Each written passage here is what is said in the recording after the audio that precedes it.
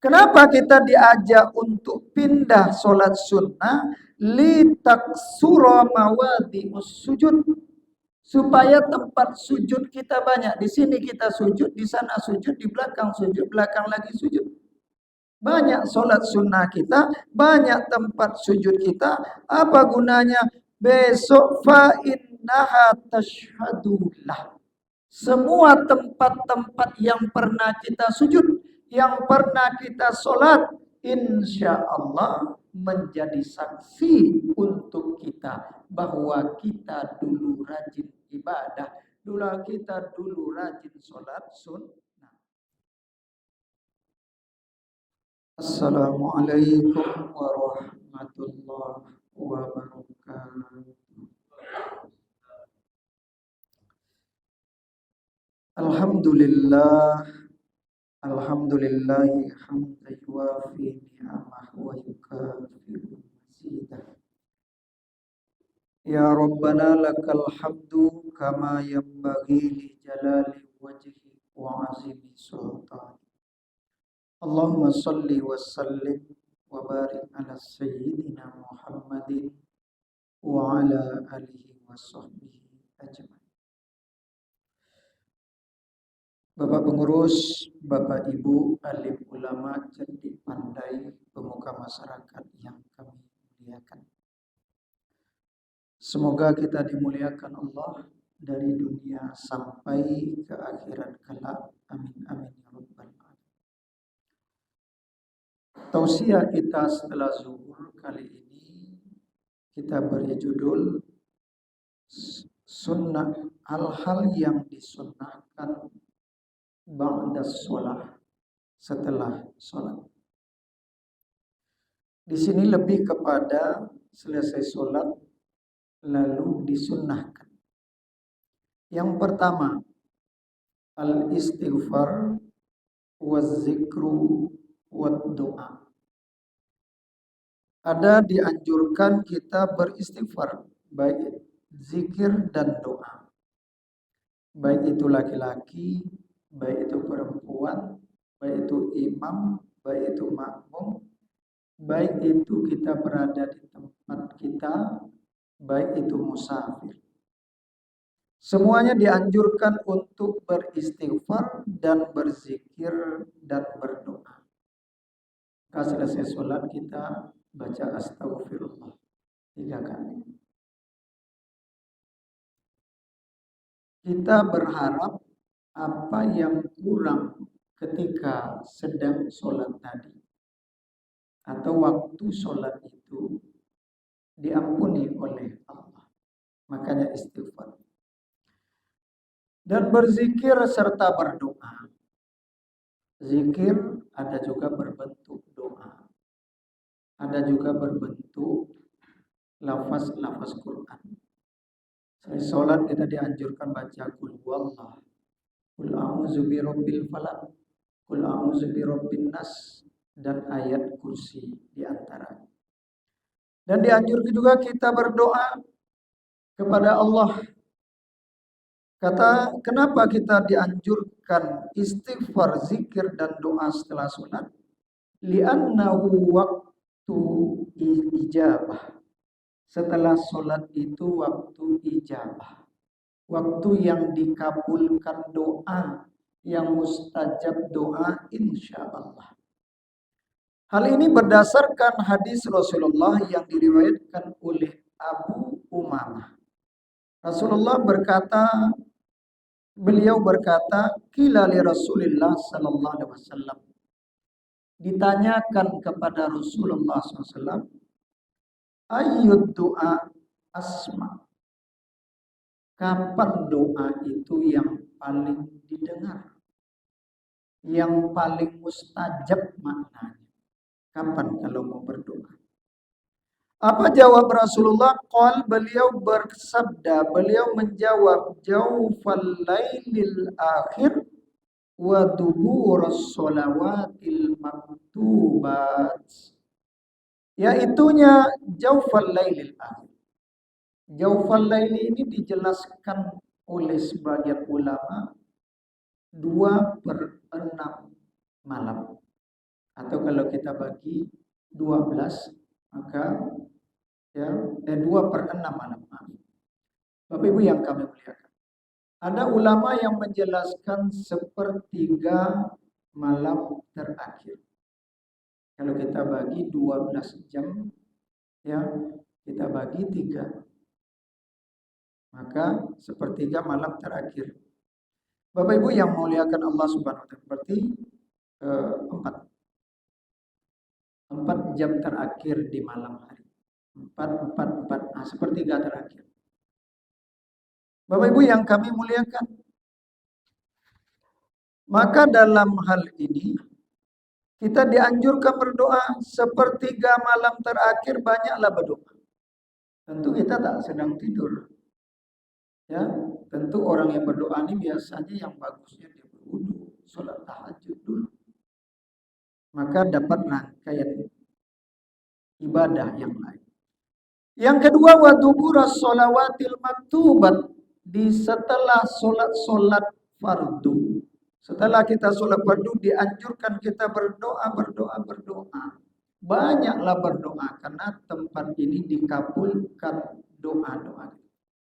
Datang seorang laki-laki kepada Rasulullah sallallahu alaihi wasallam, bagaimana cara aku berdoa atau apa yang akan ku baca? Maka diajarkan Rasul doa pendek tapi mengandung makna yang banyak. Padat makna. Allahumma firli warhamni. Ya Allah, ampunilah saya, rahmatilah saya, wa'afini, dan jagalah, peliharalah saya, warzuqni, dan beri rezekilah saya. 4 pendek. Allahumma firli warhamni wa'afini warzuqni.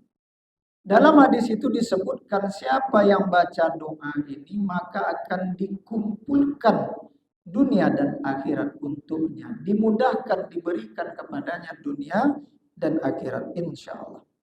Bapak Ibu yang kami muliakan, maka setelah sholat bagusnya kita panjangkan berzikir dan banyaklah berdoa. Kata Imam Asy-Syafi'i, karena al-ijabah ba'dal maktubah. Seperti tadi, doa itu dikabulkan setelah sholat fardu. Dalam berzikir ada 2 bentuk. Ada berzikir dalam sir. Bolehkah sir? Boleh. Bolehkah jahar? Boleh. Ya.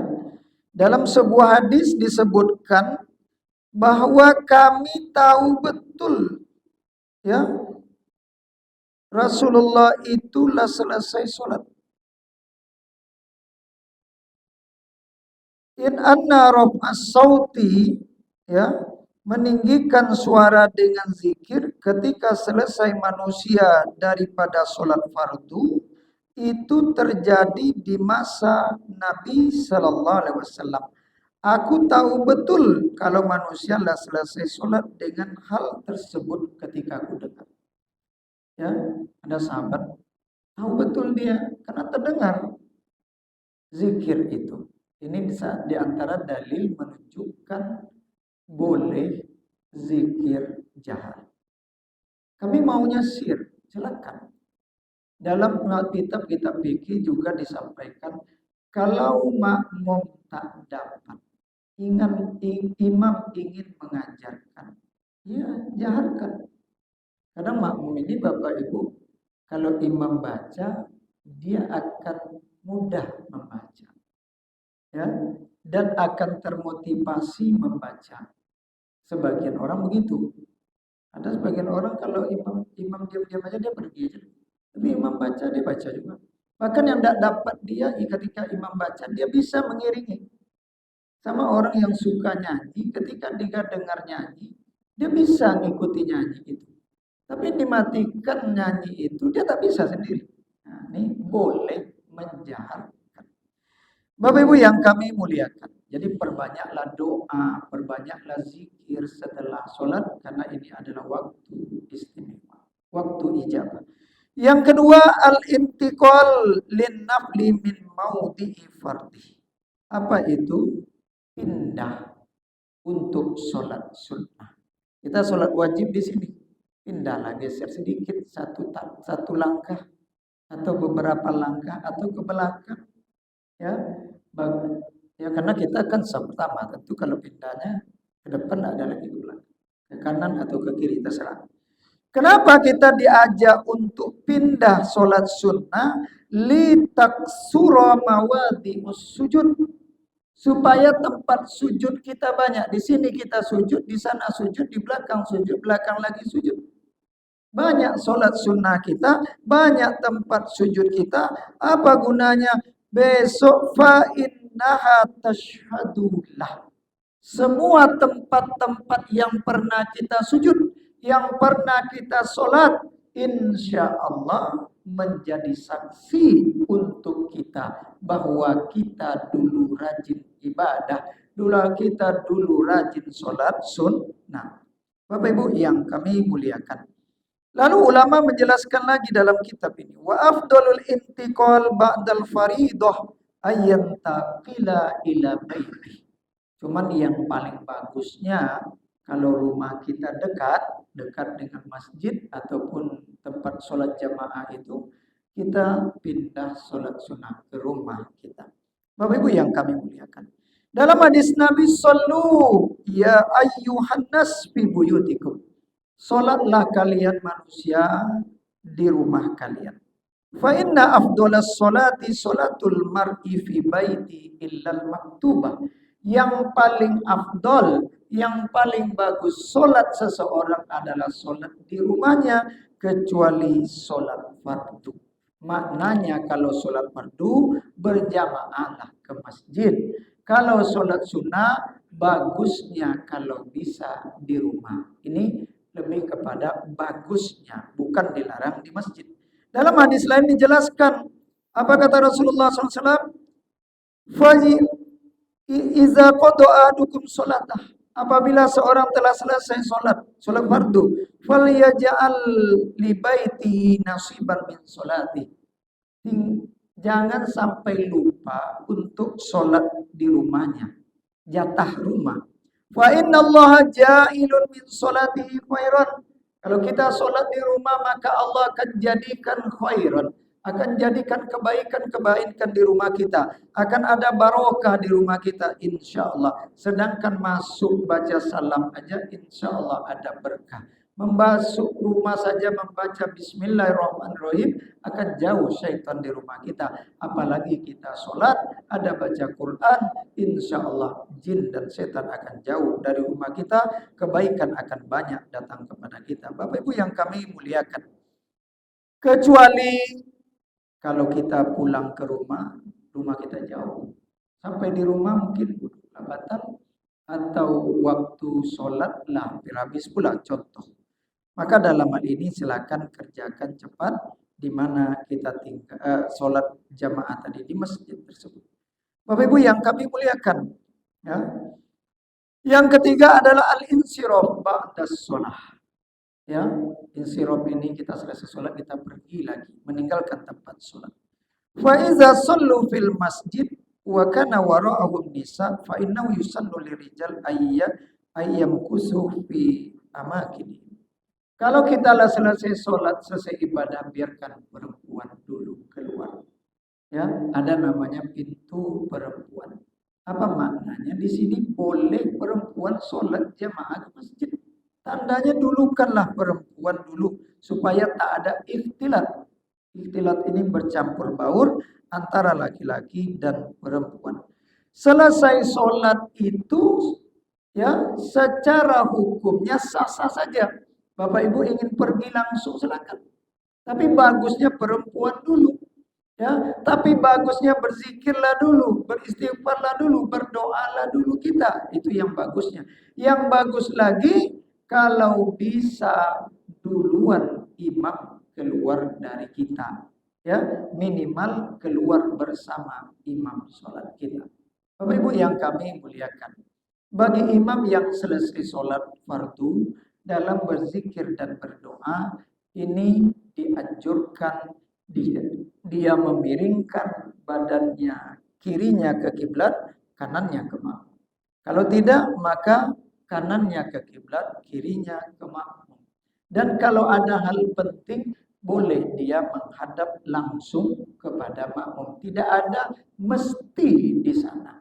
Bapak Ibu yang kami muliakan, setidaknya ketika imam membuat yang 3 tadi dengan cara tidak tetap menghadap kiblat, ini salah satu faedahnya ketika ada masbuk, masbuk menganggap, oh imam tidak sedang sholat, sudah selesai sholat. Tandanya apa? Dia tidak menghadap kiblat lagi. Yang kedua adalah bahwa si imam jangan terkesan sombong. Kalau ketika sholat makmum di belakangnya, punggungnya ke makmum, itu memang sholat seperti itu. Tapi ketika berzikir, jangan punggung imam juga kepada makmum lagi afdolnya. Bukan berdosa pula Bapak Ibu. Nah, Ibu yang kami muliakan. Tapi kalau seorang selesai sholat langsung berangkat, bolehkah? Boleh juga. Rasulullah pernah ada terburu-buru selesai sholat, Rasulullah berangkat. Memang kembali afdolnya duduklah sejenak dulu, berzikirlah, berdoa, istighfar dan lain-lain. Subhanaka Allahumma wa bihamdik, asyhadu an la ilaha illa anta, astaghfiruka wa atubu ilaik. Mohon maaf atas kekurangan dan kesilapan. Terima kasih atas segala perhatian. Assalamualaikum warahmatullahi wabarakatuh.